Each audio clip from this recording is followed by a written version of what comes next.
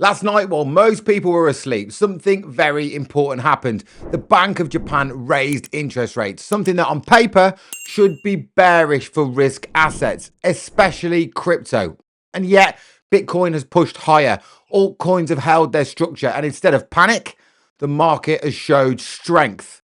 So naturally, a lot of people are asking the same question. Why is crypto pumping when Japan just tightened monetary policy? And more importantly, what does this actually mean going forward?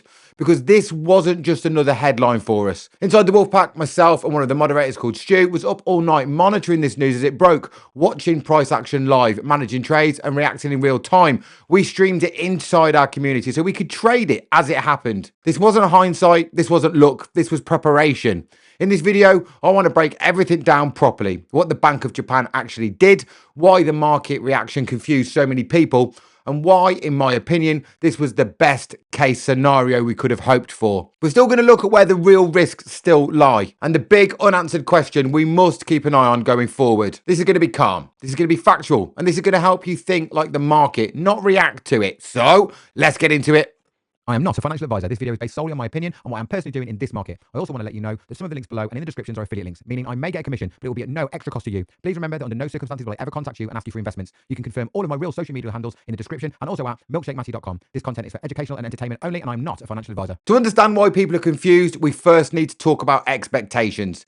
Traditionally, higher interest rates mean tighter financial conditions, higher borrowing costs, less speculative capital available, and pressure on risk assets. And crypto is firmly classified as a risk asset. But Japan is a special case. For decades, Japan has operated with ultra low interest rates, sometimes close to zero, sometimes negative. This gave rise to one of the most important global liquidity mechanisms for the last 20 years, the yen carry trade. And here's how it works simply. Institutions borrow cheap money in Japanese yen.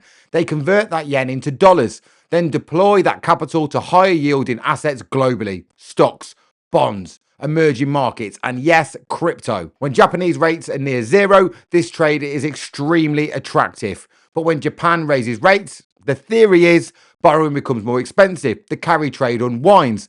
Capital is pulled back and risk assets fall. So the expectation was logical. The Bank of Japan hikes the rates, carry trade unwinds, and then crypto dumps. That's the narrative. That's what dominated social media, and that's what scared retail. So why didn't it happen? This is the part most people miss. Markets do not react to events. They react to changes in expectations. The Bank of Japan raising rates was not a surprise. It was telegraphed, it was discussed, and it was expected. For weeks leading into this decision, institutions adjusted exposure, traders hedged risk, and volatility was already absorbed. So by the time the announcement actually happened, there was very little new information to worry about. And when markets don't get new information, they don't panic. This is classic. Sell the rumor and then buy the news. Fear comes before the event. Relief comes after certainty. And once that uncertainty was removed, the market did what it often does. It moved against the crowd. Now, let me talk about what we actually did, because this is where having a plan matters. Inside the Wolfpack, we knew the timing of the Bank of Japan's decision. We knew the possible scenarios, and we knew what price behavior would tell us. And instead of guessing, myself and one of the pack mods, Stu, stayed up all night monitoring this live. We also live streamed it inside the Crypto Wolfpack so we could do this together. We were watching the future funding rates, open interest, liquidation levels, support and resistance reactions, and most importantly, follow through. We weren't predicting, we were observing. And here's what stood out immediately to us.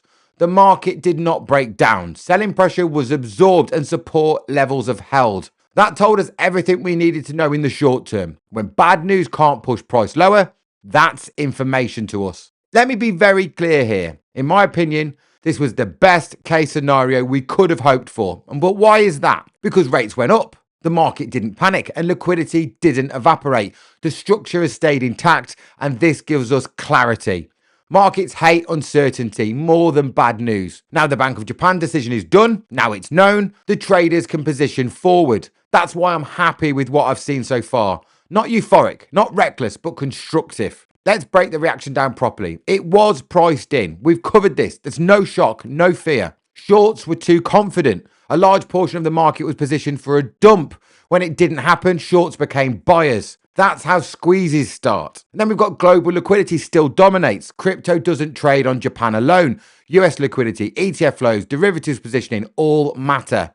And right now, those flows remain supportive. And then overnight liquidity exaggerates moves. During low liquidity periods, price moves faster. That doesn't mean trend, it means positioning. And this is where people get emotional. A short-term pump does not mean rates don't matter, or macro doesn't matter, or risk is gone. Macro plays out over months, not hours. What we saw last night was positioning and relief, not a full macro verdict.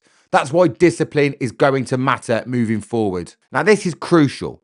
The real test comes when global markets fully open. Institutions will then digest the news and real volume could return. That's when we'll see this move accepted or faded. This is why patience beats predictions. Now let's talk about the elephant in the room. If the Bank of Japan plans further rate hikes later this year, then the big question is this. Are we simply delaying the carry trade unwind? In other words, did the markets absorb this hike because it was small or because it was expected? And what happens if tightening accelerates? The honest answer is simple. We don't know yet. And anybody that claims certainty is lying. What we do know is this. This is not a one-off event. It's part of a broader macro shift and it needs to be monitored, not feared. This is not panic territory, but it is awareness territory. Retail traders tend to trade the headlines, chase reactions, flip bias in every candle. And professionals, they trade structure, react to confirmation, they manage risk first. This event is a perfect example. Same news, two completely different outcomes, depending on your preparation. Our approach is simple. You plan scenarios, you watch price, you react, don't panic. This is how you survive macro volatility. So let's wrap this up. Yes, the Bank of Japan has raised the rates. Yes, that matters long term, but short term, the market handled it extremely well. We stayed up, we monitored it live, and we traded it calmly. And right now, I'm happy with what I've seen, but I'm staying alert. This might not be over yet because the markets don't move in straight lines. If you want to trade events like this with a plan, not emotion, the Wolfpack link is in the description. And if you want to learn the exact trading strategies that I've used to make money in multiple bear markets and multiple bull markets, there's a link in the description for the crypto liftoff course. It is 100% free. There's no paywalls. Not going to get halfway through and suddenly say, send me $500 for the rest of the secrets. None of that bullshit. It is 100% free and I've made it for you guys out there. So there's a link in the description for the free liftoff course. Thank you very much for reaching the end of this video. I appreciate every single one of you. Over 60% of you that watch my videos are not subscribed. So please hit that subscribe button, hit that like button, hit the hype button if it's available for you. And remember this, the strength of the wolf is in the pack.